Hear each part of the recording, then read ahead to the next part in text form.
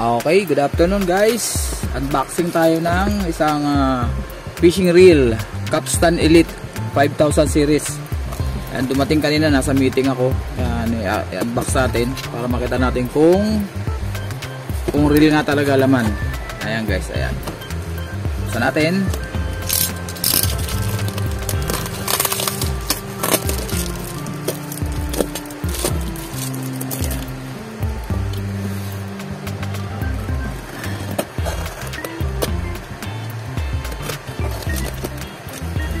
Salt water to guys, salt water. Ayon sa review ay pwede raw ilubog sa tubig, dagat. Salt water siya. Ayun. Although yung kahon niya ay hindi maganda, hindi masyadong kahon yung ginamit na kahon ay hindi masyadong maganda, pero yung pinakang original na box sa loob ng reel maganda naman. So far, ito na siya guys. Ayan. Ayan, Cast King. Cast King na, ayan guys, ayan, Capstan Elite saltwater reel. Okay, buksan natin. Ayun, ganda. Buksan natin to. Wow, ayun guys, oh, beautiful.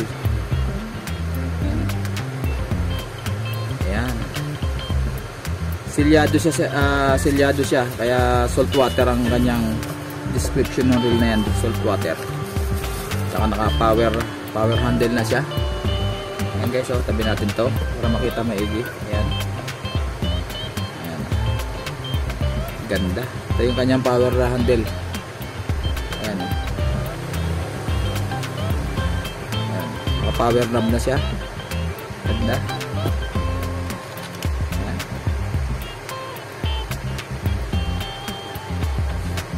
Ayan, kita natin konti.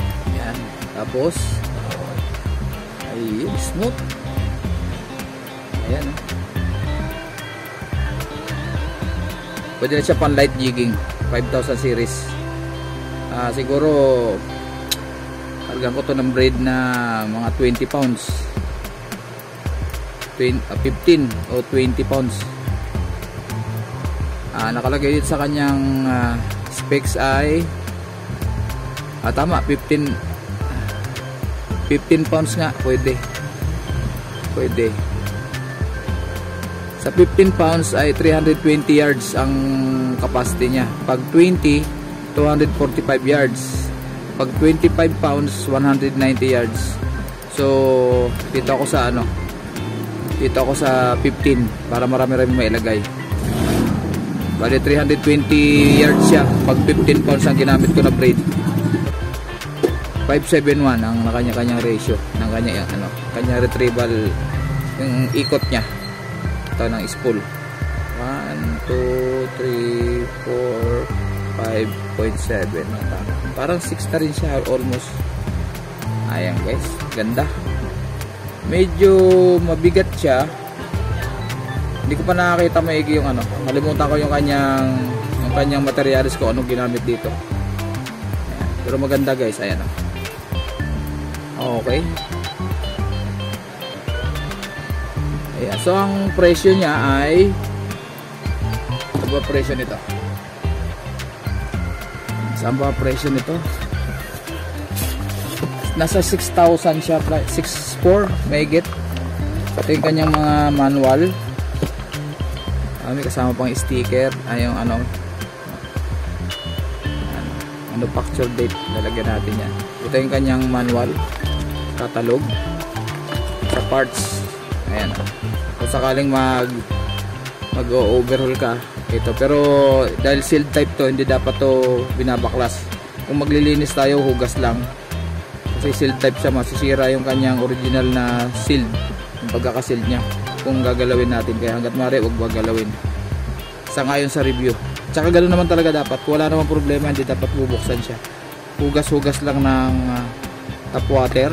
Ayan, para matanggal yung kanyang mga asin-asin, lalo sa dagat.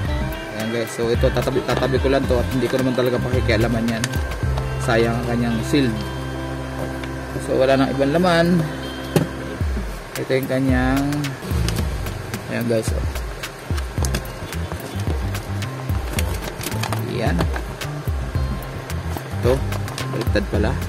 Ayan. Okay.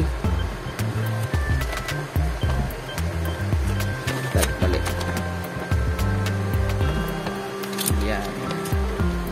So, babalik natin siya dito sa box lahat. At may sticker. Ayan. Sticker ng casking. Lalagay ko sa motor ko to. Gandang sticker, oh. Original siya. Balik natin ito rito. Dito tayo. So, ang kanyang ayan, oh.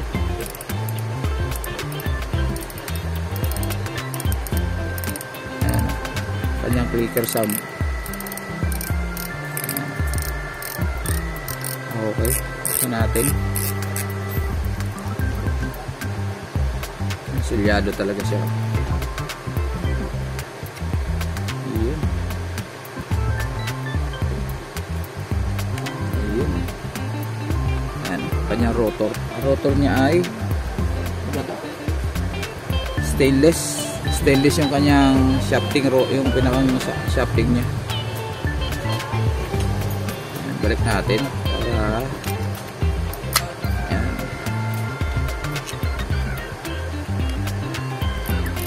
okay. Baka magamit ko sa Pulilio to sa June. Babalik kami ng Pulilio Island. Tama-tama lang yung ganito kalaki doon. Hindi naman masyado kalaliman.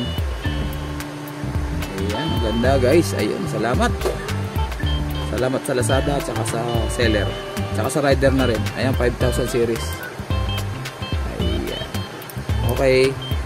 At sana ma-build test natin to para kompleto yung ating review. At sana makahuli.